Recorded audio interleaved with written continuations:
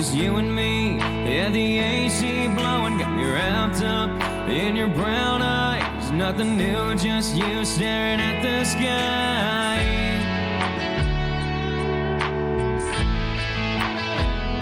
Cause every single song, every single strum, I don't know why, but you got me singing on. All those sleepless nights without you by my side. For every single tear that I have cried, this is the last one I write about you.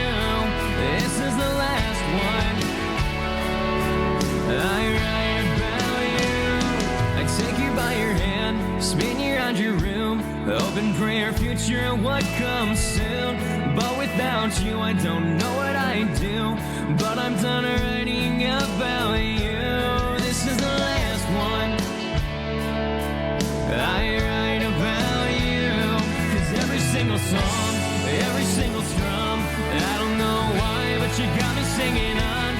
All those sleepless nights without you by my side. For every single tear that I have cried, this is the last one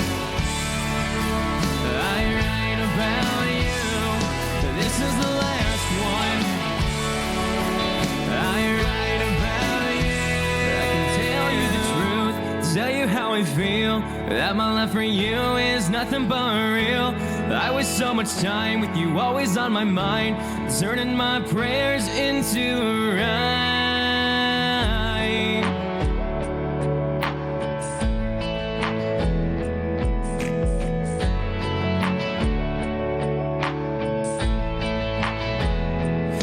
Single song, every single strum, I don't know why, but you got me singing on. All those sleepless nights without you by my side. Every single tear that I have cried. This is the last one I write about you. This is the last one I write about you. This is the last one.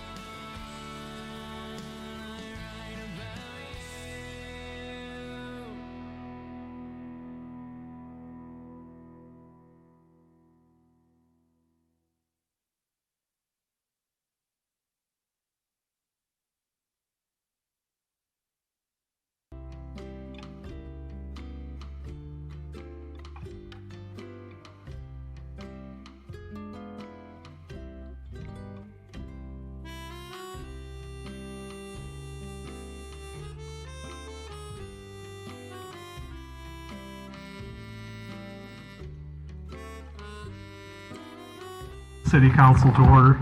Today is Monday, November 7th of 2022. We start with the invocation from Central United Methodist Church.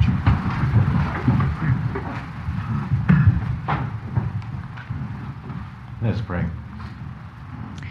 Heavenly Father, we do thank you for everyone who's come here tonight. We thank you for your many abundant blessings. We thank you for life and strength and for the ability to be involved in useful work and for the honor of serving you by serving others. Thank you for your grace and your truth and your unconditional love toward us.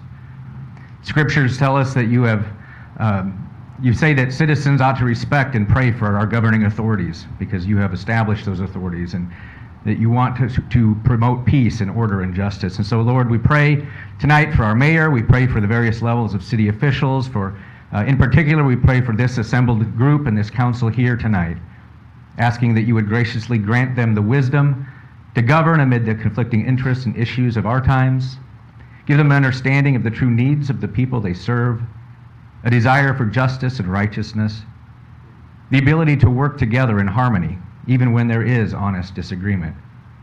Give them personal peace in their lives, and may they experience joy in their work. I also pray for the agenda that is before them today. Please give direction and guidance concerning what would please you and what would most benefit those who live and work in and around our beloved city of Oskaloosa. These things I pray in Jesus' name. Amen. Amen. Thank you, Pastor. Would you join me in the Pledge of Allegiance? I pledge allegiance to the flag of the United States of America and to the republic for which it stands, one nation under God, indivisible, with liberty and justice for all. Roll call, please. Allman. Here. Burnett. Here. Caligari. Here. Comfort. Here. Dross. Here. Hermson. Here. Ocean. Here. First up on our agenda tonight is the opportunity for community comments. This item is reserved to receive comments from the community for concerns whether or not they're on the current agenda. The community is encouraged to speak before the mayor and city council. Asked to keep statements brief. Time will be limited to no more than 3 minutes. Any questions are to be asked of the city staff, council members, or the mayor prior to speaking to the full council. That way concerns can be properly researched and perhaps answered away from the meeting. Comments are to be directed to the mayor and city council only. Is there anyone who would like to speak tonight?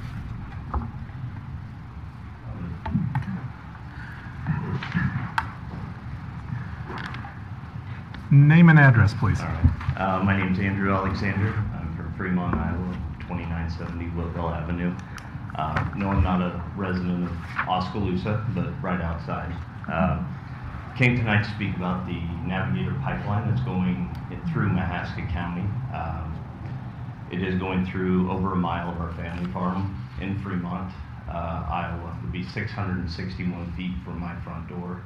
On the family farm, and I just wanted to make sure you guys were aware that this was happening in Mahaska County. Right now, 44 counties out of the 56 that it's going through have signed a letter in objection to this pipeline and have submitted it. Mahaska County is one of those that has submitted it. There's also 17 cities that have also sent letters of objection to the Iowa Utilities Board in opposition of this Navigator pipeline. A couple of facts about the pipeline. It's going to be, they just released their map 2 weeks ago. It'll be about 20 inches in diameter passing through Mahaska County under about 1,200 to 2,100 pounds of pressure. It won't be liquefied, it'll be a critical state gas. So it's not like the oil pipeline that currently goes through. CO2, it will continue to come out of this pipeline. There'll be multiple, we won't call them eruptions, but it'll form dry ice, plug up, and start going again. It'll be 7 miles between the shutoff valves, so all that will have to evacuate out of the pipeline before the event is over. So I just wanted to make sure you guys were aware of it. Strongly encourage the council to send a letter in objection to this. I know they state there's a lot of economic benefits, but there's also a lot of risk to the communities along the pipeline in terms of first responders. Even resources would be needed from Mahaska County, even probably Oskaloosa Fire Department as well. So, and thank you for your time. Yeah, thank you.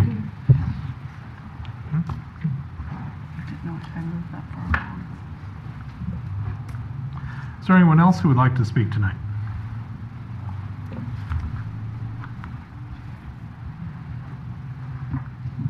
Deanne DeGroat, Mahaska Chamber Director. And I just wanted to comment on your item 5H resolution in your consent agenda, which is the TIP asking for fiscal year 2024. I know I'm all sent out the email requests for funding for next year, but I just wanted to thank the council for your support over the past and then ongoing as we work on several projects, one of those being the certified site.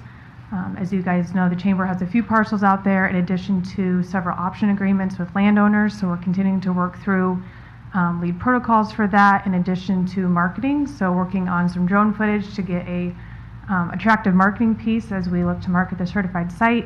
And then also the rail study, which is going on currently, working on collecting the survey data from the industries out there and also regionally to see what the need is for the rail as we move forward. So those are two projects that the Chamber has taken the lead on, and then of course partnering with the city and county on these projects, in addition to the county being the lead on the MODES project and the Southeast Connector. So just wanted to thank you guys for past support and then as we look forward to the future.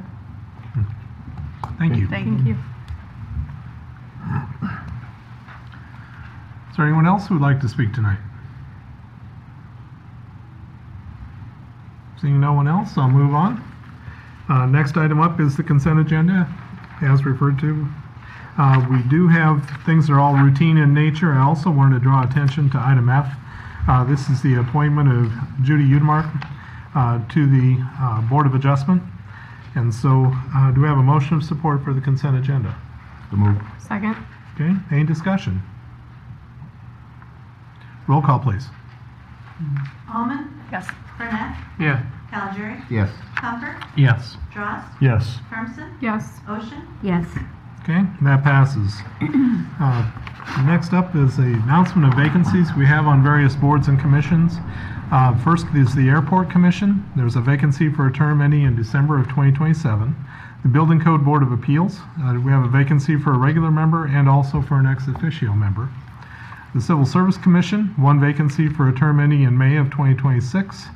The Historic Preservation Commission has a vacancy for a term ending in December of 2022, also one for a term ending in December of 2023. And the Planning and Zoning Commission has one vacancy, and that's for a term ending in April of 2025. Next is getting into the regular agenda. First item up is to consider a motion to receive and file the audit report and authorize payment of $8,200 to Martins & Company CPA for the audit that was performed for the city of Oskaloosa, and it also involves an $850 payment to the Auditor of State. I've been informed that, the person, Richard Atterbury, who has in the past made the presentation of the audit to the council, is unable to do so tonight. And so what I would suggest is the council go ahead and move on the agenda item. There is a deadline that is associated with getting the audit submitted to the Auditor of State, where we would accept and file the audit report. And then, if it is the council's wish, we could call Mr. Atterbury back to do a presentation. Understanding, for some of the members of the council, this would be multiple times they've heard him do a presentation of audit, but others, perhaps you would like to hear it. So, at this point, could we move on the motion, or could I have a motion to receive and file? So moved. Second. Okay, any discussion? Roll call, please. Burnett, Yes. Calgery, Yes. Comfort, Yes. Drost, Yes. Hermson, Yes. Ocean, Yes. Almond, Yes. Okay, that passes. Is it the council's desire to have Mr. Atterbury attend at a later date to do the presentation of the audit? I personally don't think it's necessary. I think as a new council member, I would appreciate that. Okay. I would also. Okay. Then, yeah, let's go ahead. There's a lot to be learned from audits. Yeah, let's go ahead and. I'd like to note that there was no audit finding this time, but it would be a good opportunity to answer questions as to how we compare to other cities. Okay. Item B is a presentation and discussion on the proposed Plan Oski Comprehensive Plan. At the November 7th meeting, we should have Charlie Cowell from RDG Planning to give a presentation and summarize the process and key components of the comprehensive plan. Or Sean. Actually, I'm going to turn this over to Charlie. We're paying him good money for this. So, Mayor, Council, thank you. Good evening. So this is to the point where we're just about ready to consider adoption of this comprehensive plan. Charlie with RDG is here this evening. Is going to take us through a few slides, and hopefully we'll be in a position where we can schedule it and hold our public hearings at the next two meetings here later this month. We got P&Z tomorrow night, and the council scheduled for the 21st. If it's okay with you, I'll turn it over to Charlie. Okay, thank you. Thank you, Sean. Mayor and Council, thank you for allowing us to share with you tonight some upcoming things you'll be seeing later this month on the Plan Oski Comprehensive Plan. I know some of you have seen a lot of things and been at a lot of our meetings, so hopefully this is not a ton of new information for a lot of you, but wanted to take 10 minutes or so here just to kind of give a preview of some of the big ideas that you'll hopefully have already read in the plan. So first, there we go. What is, for those listening in, those in the audience, what is a comprehensive plan? Hopefully you're all very familiar with your existing comprehensive plan. There is one on the books, has been on the books since about 2000. So well overdue for updating that plan. And it's really a long-range plan for the community, for the future. It's an overarching guiding document. It provides direction, helps you make decisions, helps the staff and Planning and Zoning Commission decide on site plans and zoning reviews and things like that. So it is a policy document. It's not necessarily like a zoning ordinance that's more rigid and ordinance-based. but it is a tool to use forward. So we've been working on this with Sean and our local advisory committee for over a year now. We launched back in September actually of last year, and we've been holding events throughout the community for that time period. Kind of more detailed schedule, you can see obviously we're kind of wrapping down, getting into our approval meetings here. I will just put a little plug in here. You will still be seeing me for the next several months as we'll be transitioning to work on updating your zoning code as well. But that is a separate process away from this, but we'll get into that later next year. I'm pretty confident to say we touched a lot of the community with this process. We kicked off with some smaller group listening sessions, community events around the community design studio back in March. We had a survey out there. The online project website statistics are on the bottom there. So we had nearly almost 2,000, about 1,800 unique users to the website. This is actually a little dated. We actually had a lot more activity here in the past week with the council agenda out there. So all of this, I could probably give a whole presentation just on what we heard from the community, but we don't have time to do that.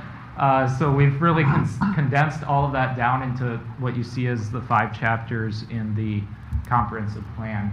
And I can't stress that enough, and I know Sean can't stress it enough either, is we didn't come into this process with any recommendations baked in our heads. We strictly just what we heard and translated that based on our expertise on what that meant we think the community with our advisory committee needed to be headed to in the next 20 years. It is also based in the Iowa Smart Planning Principles, which is in the Iowa Code for communities to follow. So we did use that blueprint as well when we created the plan. So thinking about the next 20 years, we hopefully don't anticipate this plan lasting another 20 years. It probably will need to be updated before then, before 2040. But we are planning for growth in the future, thinking about how, as the population grows or different uses transition, we should be planning for different land uses, different areas of the city where it's logical to grow, where transportation connections need to go to support things like the certified site and other areas in town. So you're currently approved future land use map is shown there. You probably know every little nook and cranny of that future land use map, maybe not. But just a reminder, this is not a zoning map. It is a generalized map to guide decision making. The lines are shown as general areas where residential and commercial and industrial might want to go in the future, but it can change and should change over time as conditions change within the community. So it really is just a guide for when development happens and when property ownership changes hands and decides to do different things. I won't dwell on some of these text-heavy slides too much, but there's some overarching guiding development principles that you're already using these things today. They're not all that different from what was in the 2000 plan, but they're still valid in here to think about when we're making decisions. As well as a 2-mile jurisdiction under Iowa law or Iowa code. Cities do have authority to provide comment and decisions within the 2-mile area outside of city limits. Mahaska County doesn't have zoning, so the city does get to make comments and help make decisions in that area. So we've outlined that here in this plan, and you can see how far that extends. It does include the cities of Beacon and University Park, but those are separate entities, so they still make their own zoning decisions within their city limits. So you can see those two kind of exclusions on that map. And we did talk with Beacon, or we did engage with Beacon, and we did talk with University Park during this process as well. So they were well informed and gave some insight on what they'd like to see around their areas as well. So here's the current the updated future land use map that is in Plan Oski. You can see it looks a little different. Mainly, you can see the 2-mile jurisdiction there shown kind of bolded, and then you see some of those bigger transportation routes drawn in here as well. So I'll just briefly go over a few quadrants here just to give you orientation. The northwest quadrant of the city here, you can see where we already know about some planned transportation connections with the Highway 163 kind of interchange and bypass area. We've drawn in some other areas around Lacey Complex with the residential growth and possibilities around there. Probably the one thing you will notice here is where the 2-mile area here is shown. We do shade in some areas even further than that. That is strictly for planning purposes. The city doesn't have any jurisdiction or area to comment outside of that 2-mile area, but we just want to be prepared just in case airport was to go in there in the future, then we can be logical on how these transportation connections and growth might occur that is within the 2-mile area of the city. So it kind of goes right through that area. Moving to the southwest, this is kind of the Beacon area. Not much really happening around here on the future land use map, mainly because of topography and floodplain areas kind of limit a lot of growth in this area. So there's not really much to highlight here other than continuing to fill in some residential and in A Avenue commercial where we have the hotel and Walmart in that area around there, just continuing to fill that in with kind of mixed use and commercial uses. The northeast area, again, similar. A lot of this just remains in agricultural production. The trail system, you can see that in that green line here, and really just maintaining a lot of our existing neighborhoods in this area and allowing them to grow a little bit in some particular areas around Market Street where there's currently some vacant land that could be developed to residential uses in the future. And then south, we obviously know the importance of the certified site in this area, so that is reflected here, as well as those transportation connections, as well as some other residential growth stemming kind of from existing subdivision growth you've seen in this area in the past. So that's really a really high level view of the future land use map, but probably the other bulk portion of the plan is all of the plan elements. And these elements really give the teeth and the vision to the colors you see on the map. So we're not just talking about, the plan doesn't just talk about land use, it talks about placemaking, signage, trails and parks and all those things that make a neighborhood or a city a city. So when you ask people what do you like best about Oskaloosa, they probably don't say I like the commercial land use. They probably say I like the parks, or I like the way downtown it feels at night, or this. So that's what all these other sections try to capture with overall visions, the goals of each of these. So just kicking it right off, community spirit.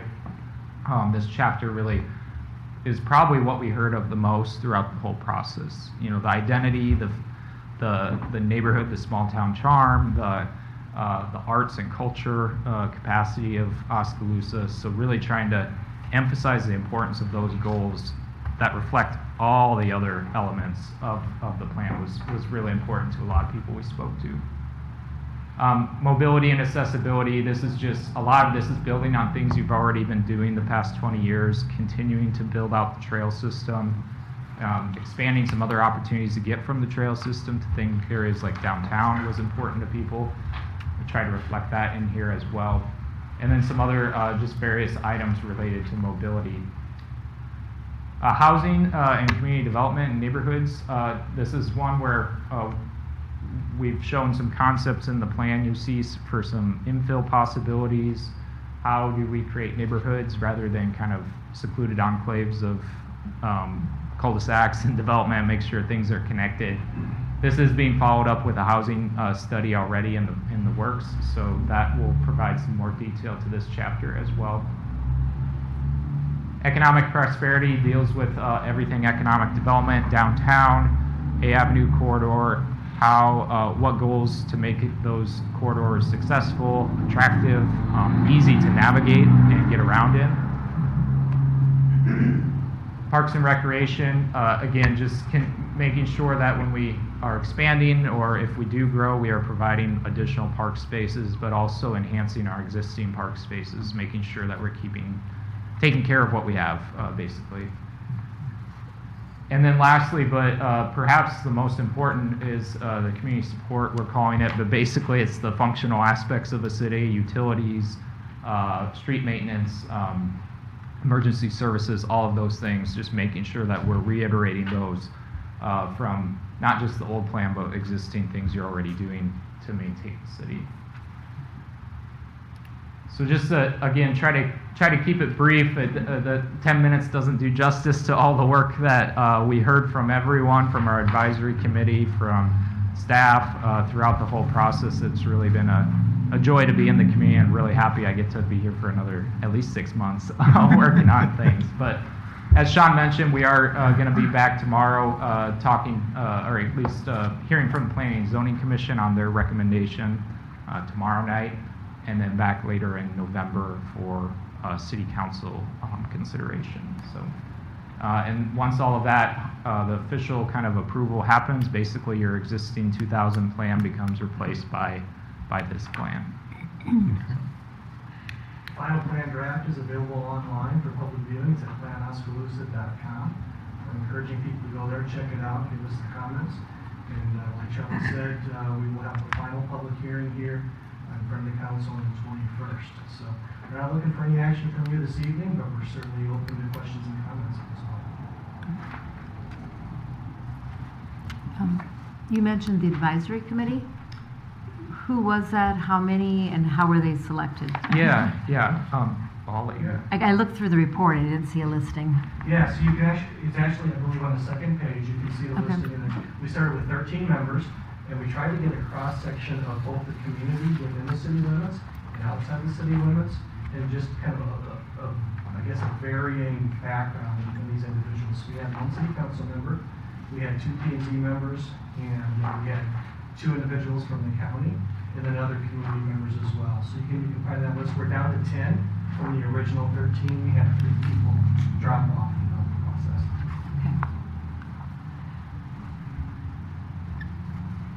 Other comments, questions?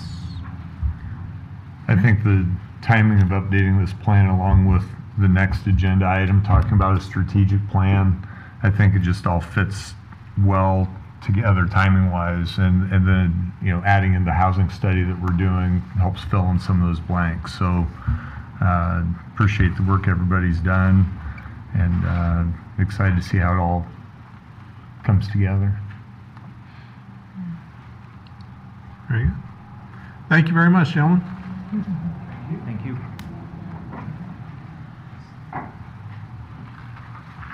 Okay. Getting us to item C. This is to consider a resolution approving the fiscal year 2024 through 2026 strategic plan. The draft document is attached for council consideration. This includes the strategic focus areas and goals, strategies, and values. The 4 strategic focus areas with accompanying goals were developed by the City Council during the on-site strategic planning retreat held on September 9th of 2022, and informed by staff and community stakeholder input.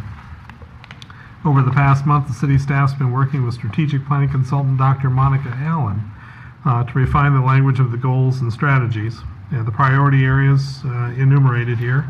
Number 1, the need to be a vibrant community. 2, the desire for multiple entities to have a collaborative community. 3, the growing need for the community to be safe and healthy. And finally, number 4, a need for the community to be growing and prosperous. It does say that Dr. Allen will be providing an overview of the plan. Is Dr. Allen here? She's online. There we go. Hope everyone's well. I'm going to share my screen.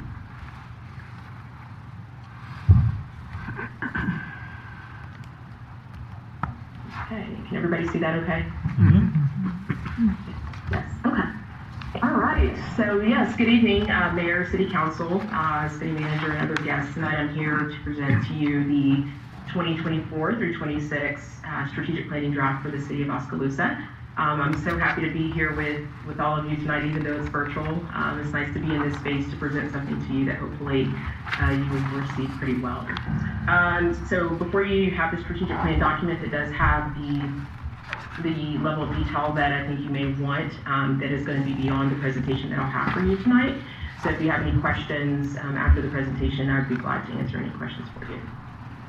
Okay, so I want to just give a little bit of just kind of insight on the process very quickly. I think many of you are very familiar with the process. And then I'll talk about the highlights of the strategic plan, which will be the bulk of my short time with you. And then we'll go into next steps. So just as a reminder, in the summer of 2022, the city embarked on a strategic planning effort. It was an exercise basically to start crafting the strategic plan. We started with an environmental scan, and that environmental scan was basically just taking a look at kind of what is going on externally, but it was also a look through the eyes of staff, community members, i.e. businesses and partners, external to the city government, the county government, as well as the city council. So at your retreat, you were able to kind of get a lot of good insight and good information from the different parties that we had engaged so that you could start setting your strategic goals.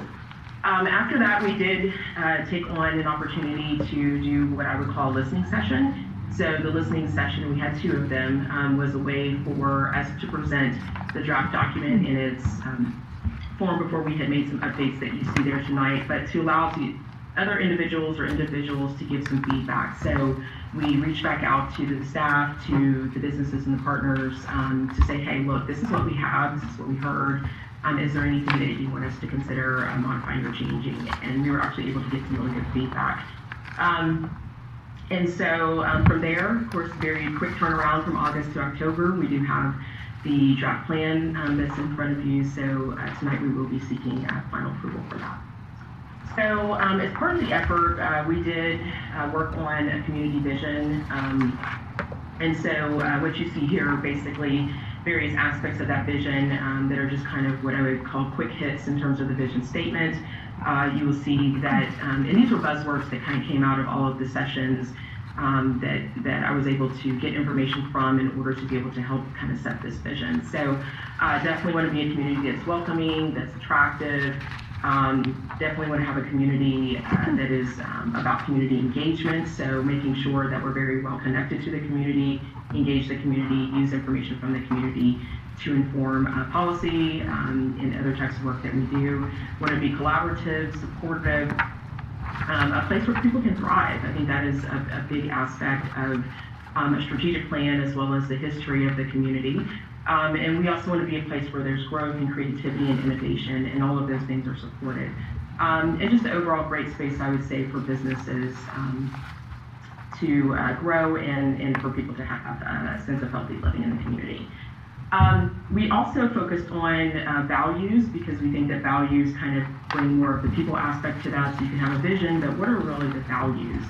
And as I was looking through a lot of the different information, things just kind of emerged and kind of came out as part of the engagement efforts. And so many people said, hey, we really want to focus on collaboration. But there's a sense of accountability as well. So that kind of along the lines of this transparency. So we want to be transparent, but we also want to be accountable and vice versa. And then we also want to demonstrate equity and fairness in the community and with all the people that we engage in, whether it's visitors, residents, businesses, students, and the like. We want to demonstrate responsibility, and then we just want to show general support to everybody. So whether you're, as I call it, 8 to 80 years old, we want to make sure that you can feel that you get the level of support that you need within the community. So all of that pre-work, if you will, or pre-planning work, led us to come up with 4 priority areas for your consideration. So priority area 1 is vibrancy. So I'll talk about being a vibrant community and what that means. We also want to be a collaborative community. So collaboration is really important, as you heard through the value statement.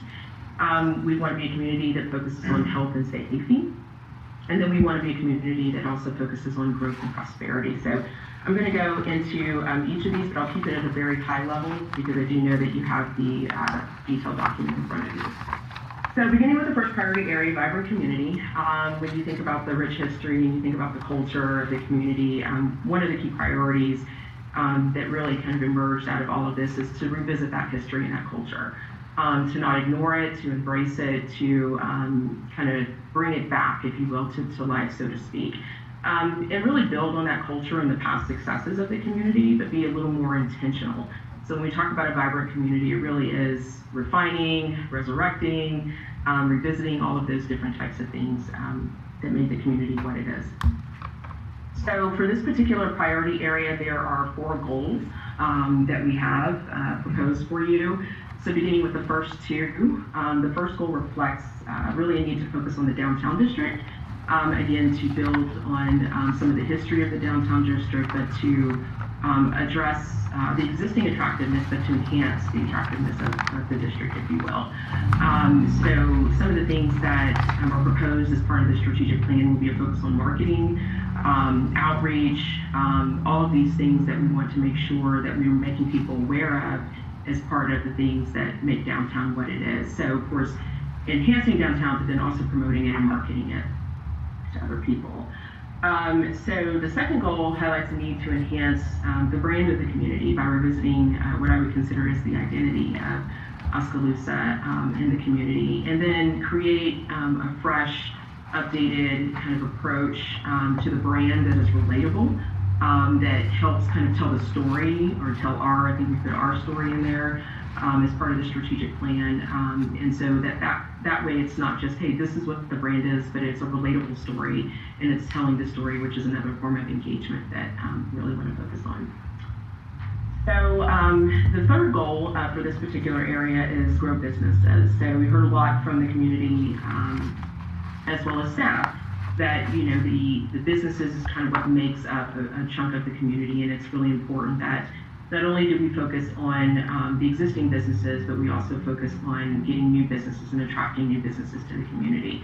So some of the things that we've outlined in terms of strategies are to provide some economic development incentives, to attract the high quality in retail that we would desire.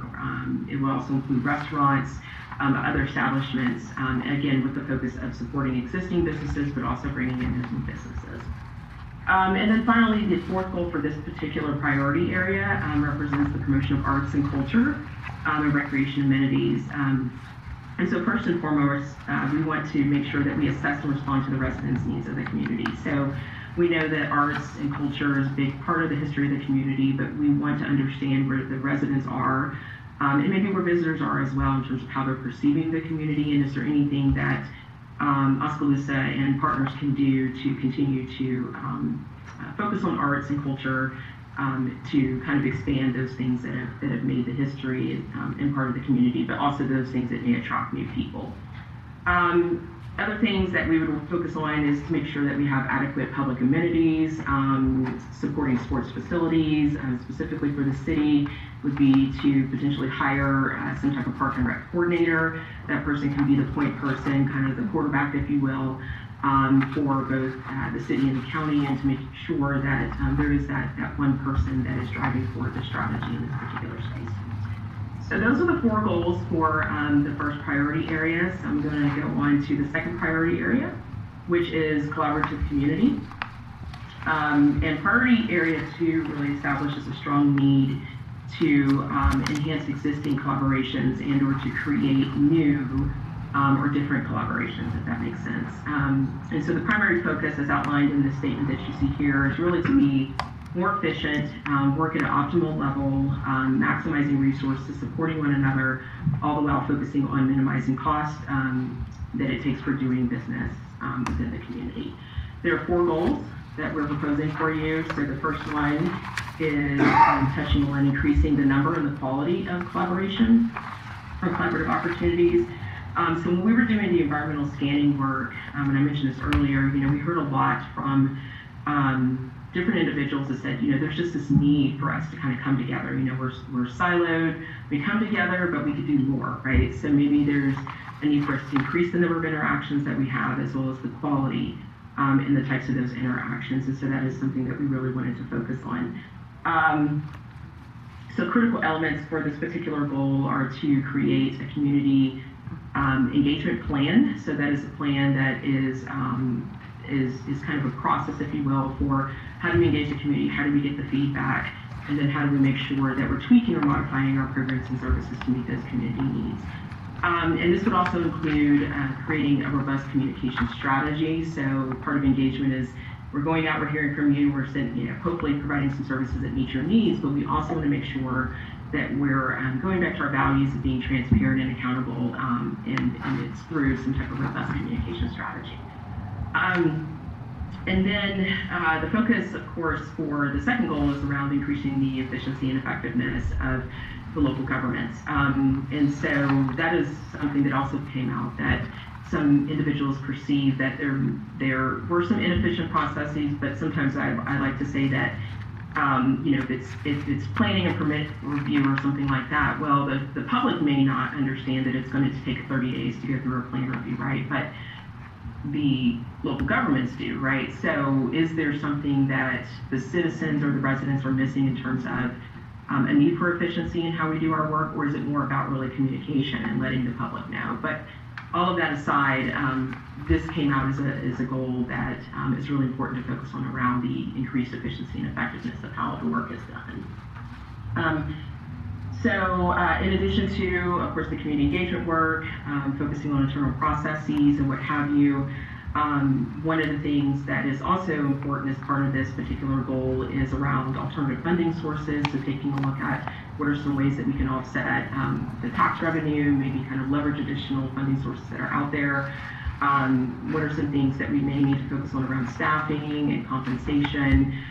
So there's a host of things, if you had an opportunity to take a look at the plan, that you would see in there that have been listed as different things to kind of highlight and embrace and then focus on over the next several years around increased efficiency and effectiveness. So the third goal here is a little unique and different, but it does recognize the importance of partnerships with child care providers, early childhood education, and then if you jump to the fourth goal, you can see that's also focused on education. So we heard from various different people as part of this process that when individuals make a choice to move to a community, they're not just looking at housing, they're not just looking at the tax base, but if they're part of the working class or if they have small children or young children, it is important that they have access to childcare, right? And so that came up as kind of this anomaly, but I would say it's a really important part of a puzzle that some people that have young children or some people that have children may want to consider, right? So we know that there's a great partnership with several entities around childcare, early childhood education providers, and so that is something that we put into the strategic plan. So of course, along with that is the increased partnerships with the schools, with Indian Hills, as well as with the university, and making sure that there's continuous conversations about what the needs may be within the community. So again, if we go back to the priority area of collaborative community, it's just enhancing some of those things that are already in place and making sure we're being a little more intentional. So the third priority area is safe and health community. And so this priority encapsulates the need to protect and provide, but also to be prepared in a resilient community. So we have three goals that we want to share with you here. So the first goal is to build on the successes of public safety and emergency management services and resources. But it's also to determine ways to optimize those resources, right? So it's not that there's a problem that we're trying to solve for, but it's really saying, well, how do we optimize, right? So that's the key word there. How do we maximize the resources? How do we ensure that we have the most efficient use of resources when it comes to public safety emergency management services? And some of the strategies that we've outlaid for you are enhancing the practices, creating a retention plan for public safety officials, as well as to use some data analytics to inform decision making. So those would be all those things that could be a part of the broader goal work as it relates to optimization of this particular goal. The second goal is about partnering with Mahaska Health and having ongoing conversations about the needs of the community, which may include increasing access to health care, as well as diversifying healthcare professionals within the community, things around attracting those individuals that are specialists. We did hear from some individuals that there are gaps, that they have to go to neighboring communities in order to get services performed by specialists. So, is there a way that we can attract some of those specialists into the community? And then also attraction, but then also retention of those individuals that are providing the really good services within the community.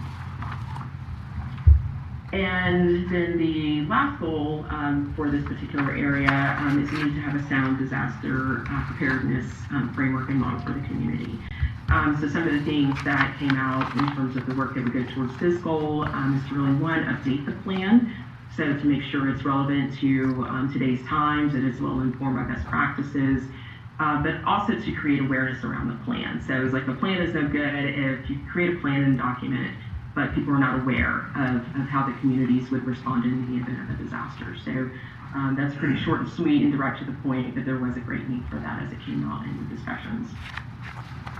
And so this last goal area, this last priority area is thriving community. So I would say this priority area is a complement to all the other priority areas because of the focus on the tax base, focusing on workforce development, we're talking about opportunities for all, we're talking about sustainability, and just the overall quality of life. So thriving community may seem similar to vibrant community, but it's just more about kind of what I would say the infrastructure and the things that we need to kind of wrap around all of these other things to make sure that people can go forward and thrive. There are three primary but pretty lofty goals that are aligned to this priority area, so I would say it carries a pretty heavy weight in the plan as it relates to the strategies. So the first goal is focusing on the amount of and quality of housing stock in the community and to have access to housing options for all. Some of the things that we want to focus on in this particular goal are around improving existing housing, providing more developer and contractor incentives so that they want to do business, they want to develop within the community, increasing the supply of housing, of course, but also improving the planning and permitting process for the community. So how do we make sure that we're recognizing a need for increased efficiency and effectiveness, but we're also embracing the housing assessment study, and that we're bringing those two pieces together so that we can achieve this goal, or so that we can get closer to this goal. Some other things we want to do is identify and leverage the number of developable acreage or acres by communicating those development opportunities with individuals within the state of Iowa as well as outside of the state. And then when we touch on the opportunities for partnering with the local community colleges and the high schools, we want to ask them to make investments in areas to help people that may have interest in being a development contractor, right? So do you need to home grow, if you will, those particular individuals and that talent, right, that has a vested interest within the community, that may want to remain in the community but needs the appropriate education to be able to stay there. The second goal is to have a robust economic development model for the region. Some of the work here would include updating the economic development incentive tools, diversifying economic development opportunities, partnering with businesses to not only attract and retain good talent, but also working with them to figure out ways to create succession plans, right? So you can attract and retain, but what about people that are within the businesses that may want to move up within the organization? So while they'll be retained, are you really focusing on succession planning so that you can ensure the success of those individuals, but within those particular businesses? And then work with service providers to provide quality, reliable, and affordable access to broadband. So that would be also something that could be part of this economic development element that we did put in there as a specific strategy. And then moving on to the last goal for this area is to support the workforce development opportunities. So that's going a little deeper than just the economic development aspect. And so this particular one focuses and centers on partnering with the local businesses to determine the specifics around workforce development. Partnering with the school districts on various projects, so maybe there's an opportunity for housing design and student built housing, right? So we're teaching them the trade, we're teaching them the skills, but we're also giving them opportunities to practice within the community. And then partnering with the community college on workforce development strategies that are basically asking the community colleges to make the community aware of what all of those workforce development opportunities are. So many of the things that I've touched on are not things, again, that are problems that we're trying to solve for, but more so how can we enhance what it is that we already do well, or maybe there is, some areas that are not performing as well, and we really do want to improve. So we're building on our successes, taking advantage of opportunities, embracing new things that have yet to be done in the community. So on this slide, it just kind of shows you the timeline of the work that began in summer through the development work that we recently completed to bring to you a draft strategic plan. And the next steps after tonight are, of course, and I'll go into this in a little more detail in the next couple slides, but to kind of start thinking about the implementation, right? So who's going to do the work? How are we going to get it done? What's the implementation look like? And then down the road, there will be the budget alignment piece, and then at some point there will be the reporting, and we're thinking right now the reporting will be ongoing reporting to the council and to the public of every quarter. And that's actually aligned with best practices because sometimes strategies don't move that quick. So we don't want to put undue burden on the organization to try and report out monthly when we could probably do it quarterly. So in terms of the next steps, again, tonight, we're hoping that you'll approve the plan. Then from there, I'll continue to work with city leadership and others as needed to create annual work plans. Those work plans do become the source of accountability for individuals. So if I'm a director leading a particular function or area, those strategies align to me in my day-to-day work, then I can be held accountable for achieving or executing on those strategies.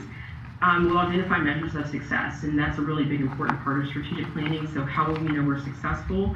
Well, if we're moving the needle, right? So if we are growing the number of businesses, if we are increasing the housing stock, if the partners through the collaborative community priority area really do believe that we're being collaborative, I say we, but the city, county, and others that may be a part of that. So we'll put some measures in place. We'll track as needed. Some things may be monthly, quarterly, some things may be annual only.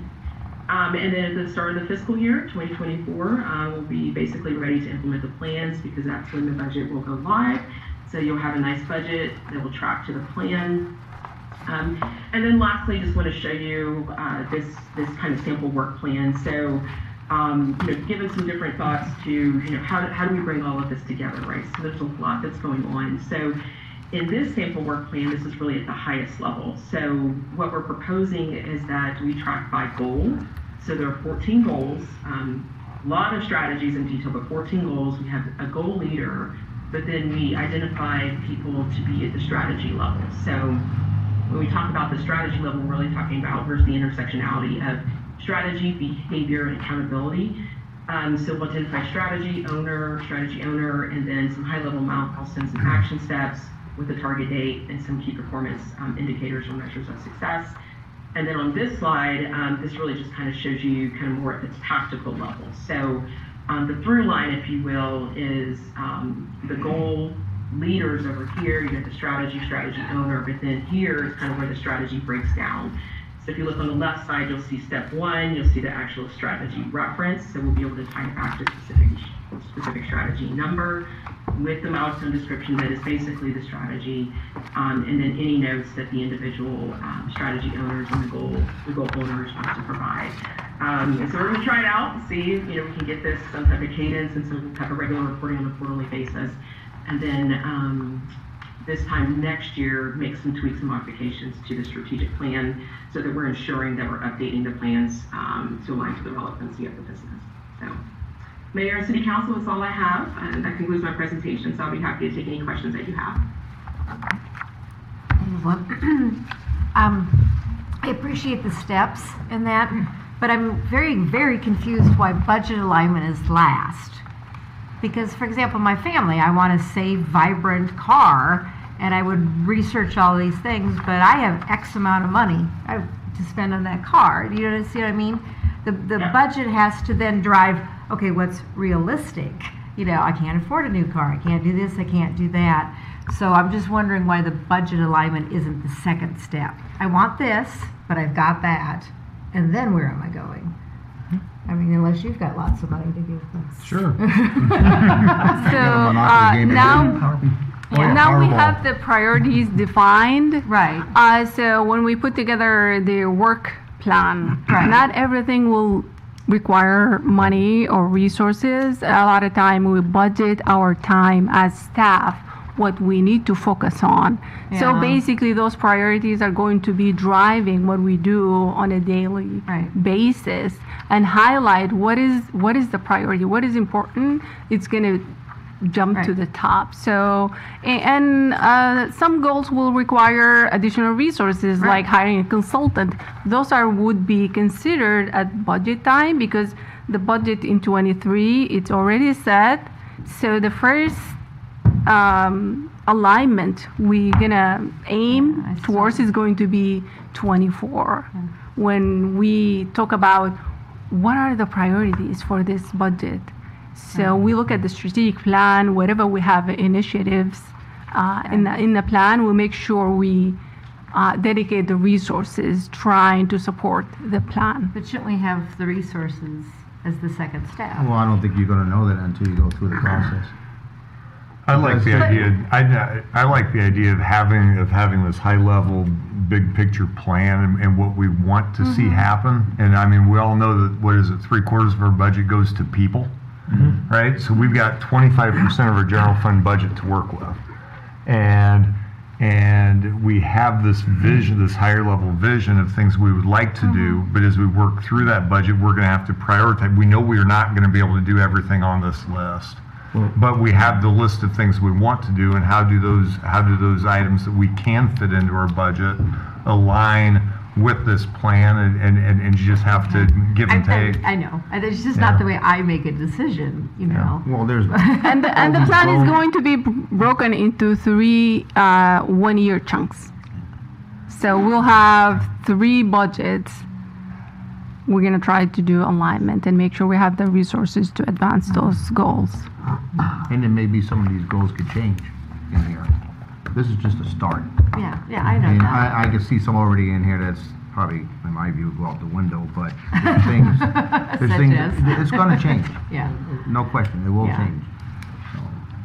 Well, and if you don't mind me chiming in, so I will say a best practice in strategic planning, and this is not just the position I sit in and my 20 years of government experience doing this work, but it is about structure follows strategy, right? So where do you want to go, and then what structure do you need to put in place? And your structure could be your resources, your human capital, your assets, your technology, so on and so forth. So it is a very non-traditional way of thinking, where you're saying, what are we trying to accomplish, and then what do we need, versus how much do we have, and then trying to force fit everything into that. So like Amal said, not everything's going to get funded. We know not everything gets funded in all strategic plans, even the best laid plans, but it is about prioritization. I think a council member mentioned that. So it is about where do you want to put your priorities, and then the sequencing of work. So year 1 may be something versus year 3, and you say we can't do that particular partnership or housing, whatever, until 2026, and that's okay, because you're giving yourself 3 years to do the plan. If you can't achieve those things in 3 years, you roll it over to your next planning cycle. Yep. I had a question on goal number 4.2. That one has to do with adopting a robust economic development model that maximizes opportunities for local and new businesses in the region. Items S4 and S5. S4 talks about maintaining a robust business owners network. S5 talks about partnering with businesses to create succession planning. And I guess I don't know that that's the city's role. Thank you for that. Yep. However, it didn't mention partnering with the chamber, which I think is probably where we would go with that. What was behind that, and what's the intent? So succession planning, I think as a community, we are seeing shortage in developers or construction companies. So we thought we should be encouraging businesses to think about what's next. That's something we want to support because of the value and what the gaps we have because of that. So it's about leadership in the community, next generation. Make sure we're paying attention to that and being intentional around conversations we have with the community partners. We want to keep that conversation forefront, and we address those succession planning and help people think about those kind of things. It's about the next generation who's gonna care about the community, and businesses will make sure they have good, solid plans for us to know about what is happening, and also it would inform our recruitment as well. So, for example, we just found out, well, there is shortage in construction companies because a couple may be retiring, and so that's something we should encourage if someone is interested or thinking about retiring, and have the conversation with them about keeping the business open and connecting them. That's not a role traditionally done by government, but we found ourselves in a situation where we need to get involved in those conversations for the sake of the community. So who's the we? Can I speak on that? So Main Street, Iowa actually provides succession planning for us to utilize since we are a Main Street community. And in our downtown, I think we have over 35 businesses that are over 35 years old. So it's a real big threat to our community. And so we're hoping to utilize succession planning. So the we. And when we identify this as a priority, calling it out in our strategic plan, it tells the chambers that this is a priority because we do support those entities, right? So it makes it important, and we make sure when we have conversations, continuing conversation with the different entities, we make sure we're highlighting the critical aspects of what they do. That I all understand, but still, who is the we? Okay? That is supposed, and who's going to go to these companies, sit down and have a conversation with these companies, what can we do to help you? Who is that? So staff, city manager is involved with the chambers and business development committee, and development services director Sean is also involved with the Main Street district. And so as we are there presenting the city, we'll make sure this is being discussed, and that's why we're there, to make those connections and talk about what is important to the community and what we need to support. Well, and that's where I would say, back to the budget, succession planning is extraordinarily emotional, let alone practical. It's like coming up with your will, but for a business. So you need specialists on that, and that costs money. And how much are we willing to devote to that, Well, with being like, because I'm agreeing with you. We get that for being part of a Main Street community. We just have to ask for the help. So if we know that that's a city initiative, we take that to the chamber, the Main Street, and we go after those as those organizations, but know that that's a community need, and we want to see our community thrive in all organizations. So Main Street would provide that outside funding for those services? Main Street Iowa does, yes. Okay, because yet I don't know that. That's where I would. The city also funds our Main Street Interchamber partially. So. See, we're already digging into stuff. And our job is also to facilitate and connect the different entities with resources. And the approach we've been taking in developing this plan is it's a community plan, and we know we cannot do it alone. That's why we need the partnerships, and the plan is also focusing on partnerships and creating those because it's not just us. We have partners, and the community shares the responsibility for us being sustainable. We'll get in more of this later. Other comments or questions? Okay. We do need a resolution approving the strategic plan. Do we have a motion? No. Second. Okay. Discussion? Roll call. Cavalier? Yeah. Felker? Yes. Ross? Yes. Ferguson? Yes. Ocean? Yes. Allman? Yes. Burnett? Yes.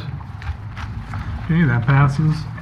Item D is consider a resolution authorizing the execution of a new independent contractor agreement, this being with Iowa Inspections LLC for rental housing inspection services. So back in April of 2017, the city approved an agreement with Iowa Inspection Services to perform rental housing inspection for the city of Oskaloosa.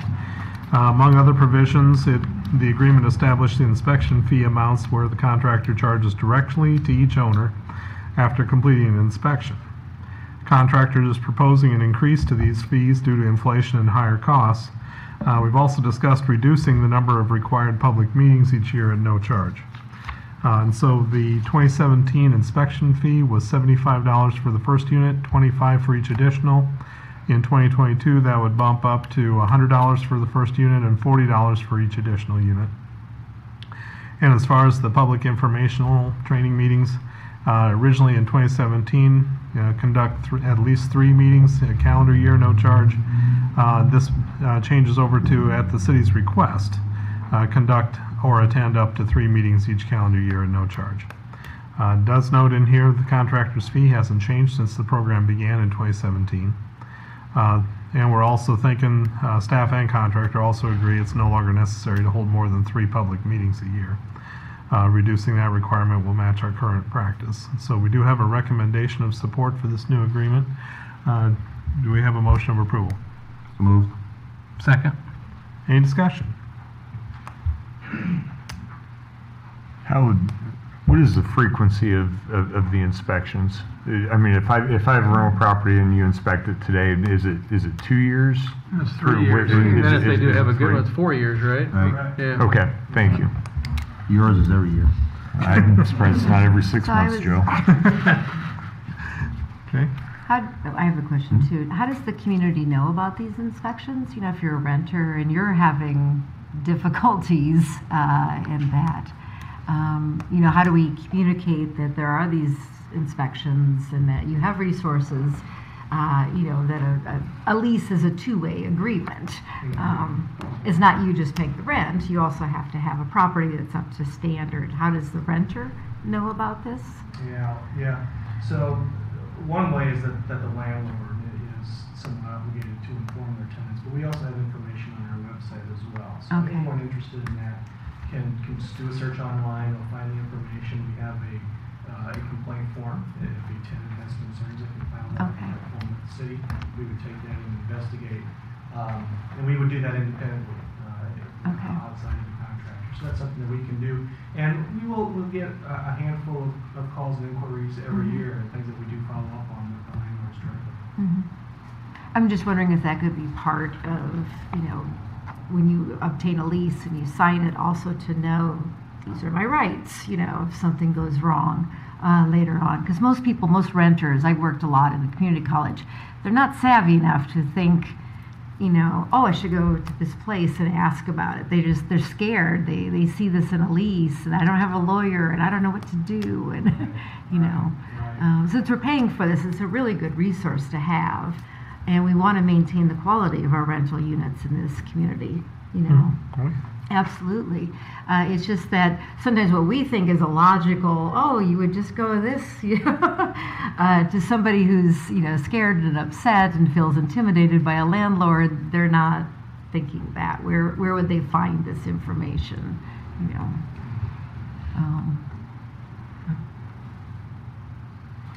Any other comments? Roll call, please. Comfort? Yes. Dross? Yes. Crimson? Yes. Ocean? Yes. Almond? Yes. Burnett? Yes. Challenger? Yes. Okay, that passes. Item E, this is to consider a resolution authorizing the purchase of body-worn camera and in-car video system for the police department. Just a little explanation on here that the camera system has been in service since 2017 and is no longer supported by the vendor, and new units can no longer be purchased. Body-worn cameras and in-car cameras are vital to the modern law enforcement for holding officers and public accountable for daily interactions. I understand there's a presentation on this. Chief, would you like to take it from here? Thank you. I'll apologize now. I was playing with tear gas and pepper spray today, so if I'm blinking weird, because my eyes just caught a whiff of it real quick. So the rest of us do video games. Yeah, we had 47 recruits at the academy, and they all got sprayed in tear gas today. And that was floating around. We get it. Pay extra for that. Thank you for having me tonight and having a few minutes for me. As you started reading, we contracted with a company in 2017, and some of that was community funded and some of that was city funded to put together body cams. We were a little bit ahead of the curve in Oskaloosa after George Floyd in 2020. Everybody wanted them. And as that came about, a lot of the smaller companies have started dissipating and the larger companies have taken over. So you have Motorola, you have GE, and then you have Axon, which is a taser company. Those are really the big three right now that everyone's going to. The smaller companies cannot handle the demand currently, and that's where we find ourselves. So for about the past year, we've been talking about what can we do. We've been purchasing, since I've been here 4.5 years, we've been purchasing cameras to replace broken cameras as needed through the current budget. That's no longer an option. So we had partnered with the Sheriff's Department to try and save money and had a contract together. The maintenance contract expired and was not renewed, and once that happened, the former company would no longer service our contract. So as we've been using our cameras, the body cameras break. The car cameras usually don't break very often, but the body cameras break quite often. We're down to about 3 usable units right now in a department of 16, so they don't stretch very far, and they don't last a whole shift either. So we started talking to city managers in the last year about what is the next plan, what can we do, and we started exploring with the county attorney's office and the sheriff's department what are our options, and really we came up with the big three are the three companies that I had mentioned. We looked at both companies. They came in and did demos for us, and one of the very large companies did not seem very interested in doing small business such as us. They would rather do large city business. And one of the companies actually has a local, I think they have a business in Ankeny, so fairly local. They were very interested in making it worth our while to work with them, and we've talked to several agencies around Washington, Marion County. A lot of these departments are currently using this company backed by GE, which is GTAC, and they love it. They say the service is fantastic. You can get them on the phone immediately, which is really what we need for this. So 21st Century Policing, in May, President Biden signed an executive order that all federal officers will be mandated to use body cameras. That is not yet bound to us, but I'm seeing it will be in the future. Federal funding might also be tied to that mandate, which is going to be a problem. So the 21st Century, the initial report was through President Obama, and they basically said local government needs to allocate government resources for this. Law enforcement needs to make sure that their officers have the necessary tool, and communities need to participate in problem-solving efforts. So we started looking at this, saying, what could we do? And decided we needed to move forward with something before we had no camera system. What you may not know is, in current modern policing, everything is on video. It seems like when we watch TV, when we watch movies, everything is on video, and it's gotten so drastic that sometimes if we don't have video of something, the public doesn't believe it happened. And juries sometimes don't believe it happened if we don't have video. And that's a major shift in law enforcement that we just can't afford to do anymore. When I started in 1997, you'd write a report, they would just believe you. But with the advent of video, they want to see an unbiased observer, and that's where we're at today. So. Funding needs. So we looked at an all-inclusive system over a 5-year plan, and the best we could come up with was about $118,000, which is a big chunk. We started looking at, if we partner with the county attorney's office and the sheriff's department, are there discounts available? And there are pretty significant discounts available. They also give us the option to pay over 5 years or to pay it up front. There's a significant discount to pay it up front. So we talked with the city administrator and different agencies to find out what are our best options, what can we do here. In the meantime, I've been reaching out to the community. The community has raised over 40% of that for us in pledges for funding, which our community loves to step up and do that, which is wonderful. So you can see there, Golden Goose has pledged $17,000. Daily Trust wanted to match that. Barbecue for Badges gave us a little over $3,100. That's a weird number just because we were looking to get to a certain goal, and that fit the bill. And then Iowa Team Blue pledged us $2,000 and just got the check for that recently. So the community has really wanted to be a part of this, but now we need an additional $60,000 to fully fund this, and that's what I'm asking for today. Okay. Any questions for me? I know there's a lot, and if you've had a chance to kind of read through the budget, there's a lot of itemizations in there, but couple questions. Yeah, absolutely. 2017 to 2021, 4 years seems like an awful short period of time for technology to, and maybe it's the company you were going to, you might have alluded to that. Just seems like 4 years is an awful short period of time for it to be done and over with. So you mentioned that in 2021 is when really you couldn't support that product any longer. So 2021 was when we really started feeling the crunch of our systems failing.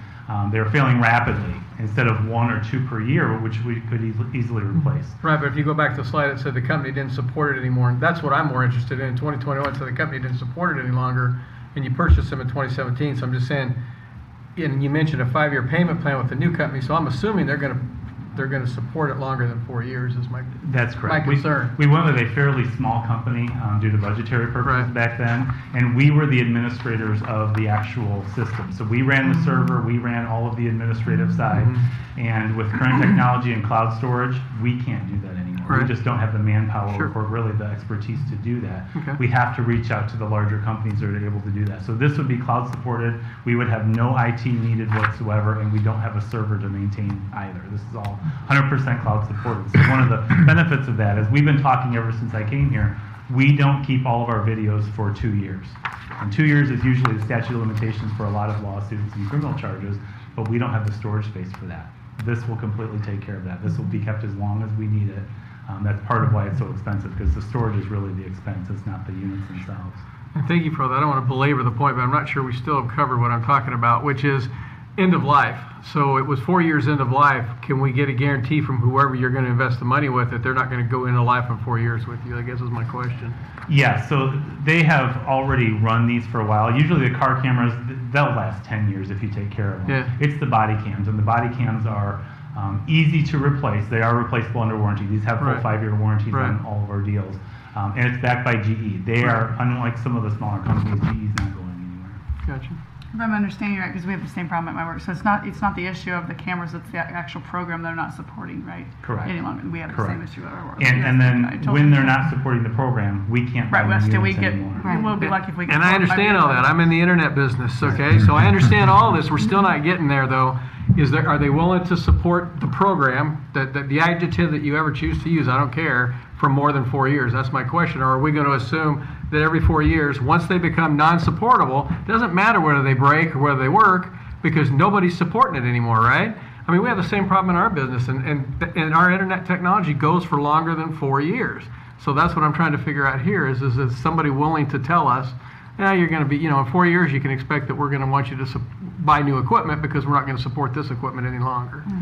I don't know if they're willing to tell you that or not. I don't know if the question's been asked or not. So They have said, of course, that they are in this business for the long term. So they are saying as technology changes, there will be new cameras needed at some Absolutely. point. And during the 5-year plan, we will probably need new cameras because they do break. Gotcha. As they come with new systems, they will incorporate with the cloud technology. So the technology will still work. The units might change, but the units are $200, $300 a piece. Yeah. We have to versus- pay for I know what you're saying, because we have to pay for the new system. I mean, I get the cameras, but licenses and all all kinds that, of because stuff. we have, Chief, I get it. We're lucky if we get 3 or 4 years out of our units and our trucks. But will they be, I understand what Steve's saying, they'll be able to upgrade it, but is it going to be a cost to you, or is that's what you're saying, Steve, right? Are we going to pay again in 5 years? We're going to pay another $100,000 in Right. 5 years. And I can see Even though 5 they're or saying 6 they're years. gonna 4 years is pretty short. 4 years is pretty short, I would Yeah, agree with you. yeah. Yes. And I'm not happy with the company that we were currently with, but at least we had something, and it was Yeah, good sure. that we had something. Yep. This is much more expensive than the 2017 system, but that's because a larger company is going to stand behind it. That's the goal. Yeah. Switch gears. Yes, sir. I didn't see any government funding up there other than That's what I was our gonna government ask. funding. So Yeah. is there no No federal or federal? state Where's funds the federal? available? Yeah. Yes, and we were waiting for that. There is supposed to be a small and rural law enforcement grant for this. There was a larger one that I actually requested permission to apply for. They were looking for large cities like Des Moines, like Omaha. They were not doing funding for smaller companies. I didn't find that out until I was in the middle of the grant Gotcha. process. Yeah. This fall, we're waiting for a smaller one, but it hasn't come out yet. I'm not sure if it ever will. What about the All state? The state have anything? The state is not currently doing any funding for that I have found. Okay. Yes, ma'am. You mentioned the sheriff's department. Is there any coordination to then have larger numbers and better buying power? Yes, so that is actually part of the discounts we Okay. have here. The sheriff is Okay. ready to pull the trigger as soon as we are. Okay. And if we do that at the same time, it's a pretty significant discount. Okay. And how did the private groups view this?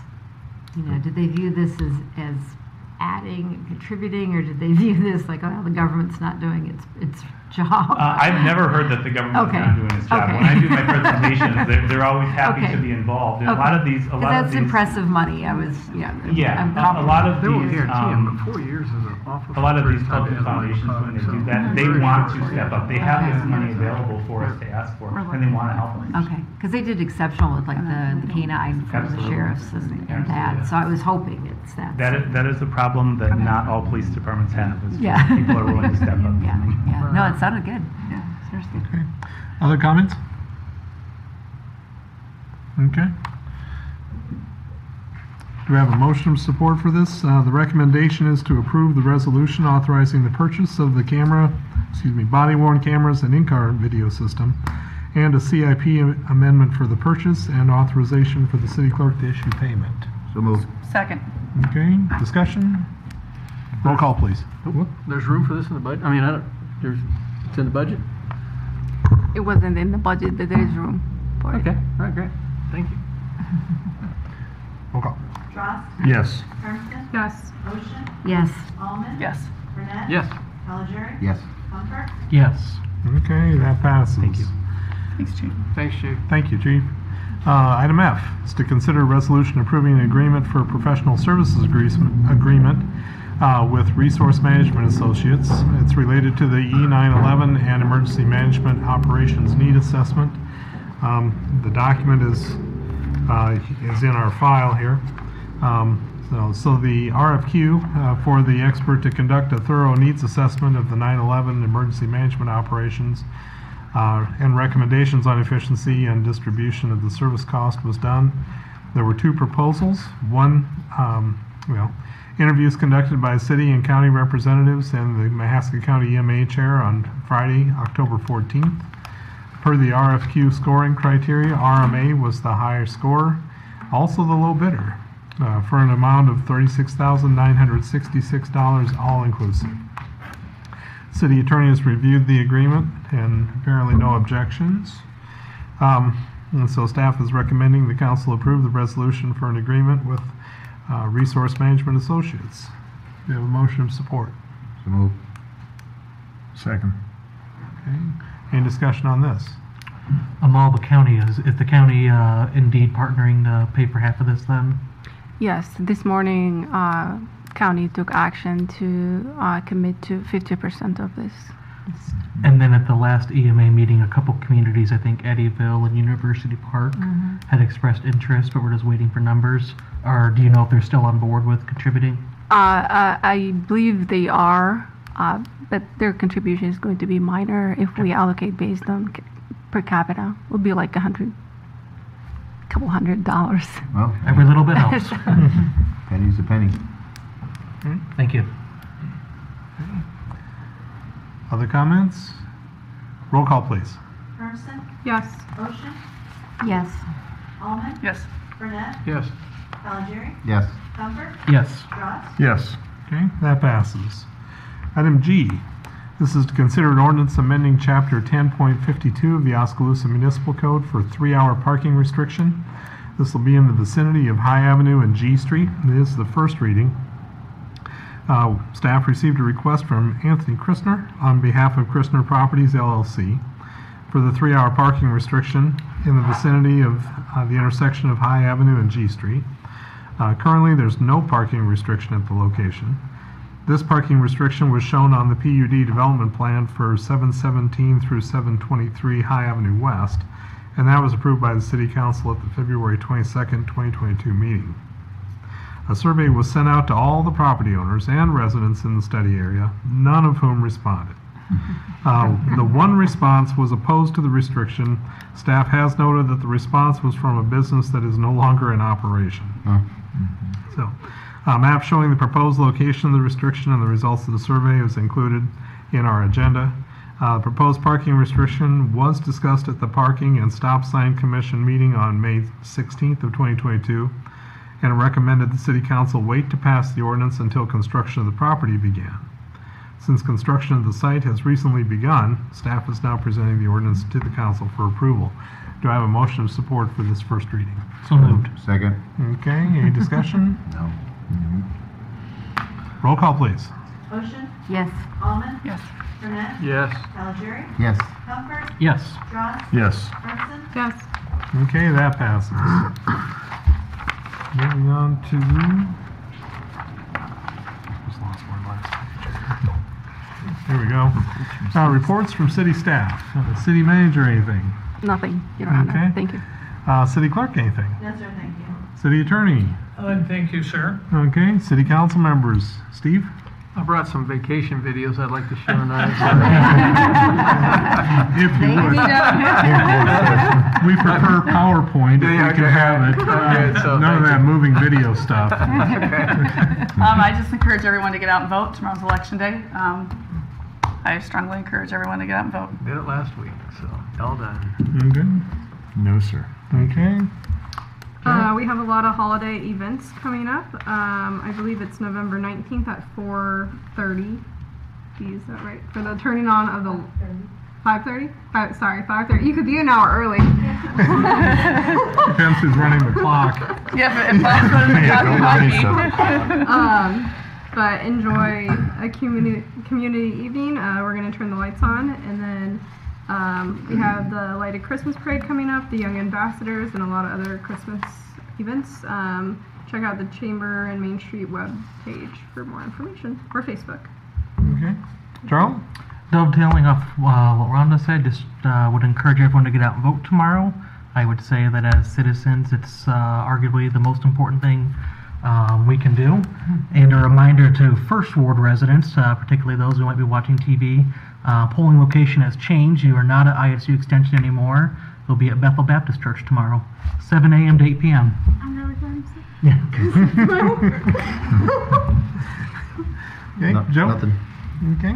Jen, or excuse me, Lisa? Anyway, I want to say what a wonderful Halloween we had here in Oskaloosa. When I tell people that I have 1,000 trick-or-treaters come, no one believes me. One of my neighbors counted 1,100 this year. So there was no complaining. I mean, kids were just, I was just so proud of our community and all of the kids there. And also, too, just remember to vote in that. And if you have family members who are not voting, just use full-out guilt, okay? Because it is, to echo Charlie, it's just a very important thing to do. Okay. And I wanted to mention something that had happened just recently, a funeral. There was a funeral for Lars Legvold. Lars is a gentleman who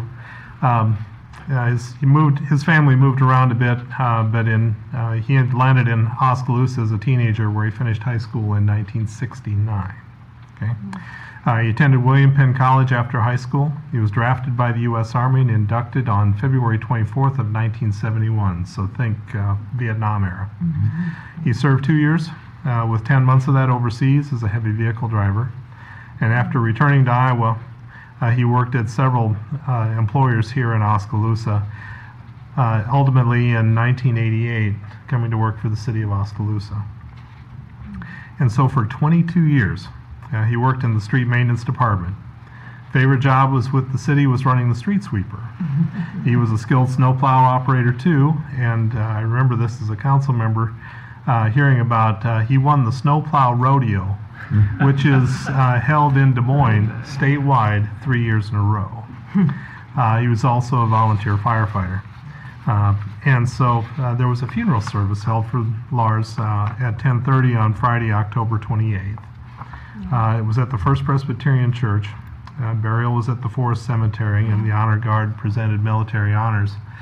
Parked nearby was a street sweeper from the city of Oskaloosa. And so I wanted to make mention that Lars provided long and faithful service to the community, and for 22 years he made Oskaloosa a better place. He certainly left a mark, and so we appreciate his service. Next on our agenda is the opportunity to go into closed session. This is a closed session under Iowa Code Section 21.5.1C. This is to discuss strategy with legal counsel on a matter presently in litigation or in which litigation is imminent. and where disclosure would likely prejudice or disadvantage the city's position. And so, acting pursuant to the requirements of Iowa Public Information Board, I, Dave Kreutzfeldt, Mayor, would state and indicate the closed session to follow is to discuss strategy in a pending matter with David D. Dixon, the city attorney and legal counsel for the city of Oskaloosa, acting pursuant to the to the contract that exists between the parties. Do we have a motion of support to go into closed session? So moved. Second. Okay. Roll call, please. Almond, Yes. Burnett, Yes.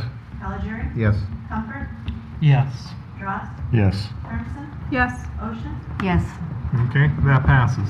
So we'll go into closed session now. Thank you, everyone. We'll dismiss the audience.